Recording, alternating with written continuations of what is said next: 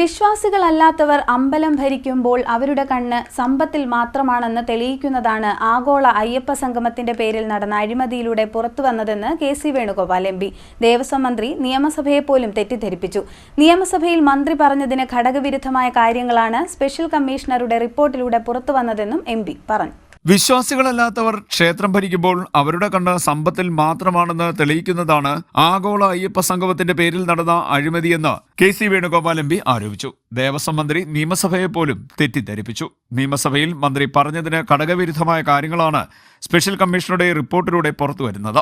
ഉത്തരവാദിത്തം ദേവസ്വം ബോർഡിനാണെന്നാണ് മന്ത്രിയുടെ വാദം. ദേവസ്വം ബോർഡ് തെറ്റായ വിവരം നിയമസഭയിൽ മന്ത്രിയെ കൊണ്ട് പറയിപ്പിച്ചെങ്കിൽ അത് തിരുത്താൻ എന്തുകൊണ്ട് മന്ത്രി തയ്യാറായില്ല എന്നും കെ.സി. വേണുഗോപാൽ ചോദിച്ചു.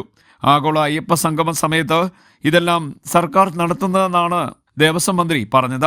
ഭജന നടത്തിയതിന്റെ പേരിൽ പോലും കള്ളക്കണക്ക് ഉണ്ടാക്കിയത് കേട്ടുകേഴ്വിയില്ലാത്തതാണ്.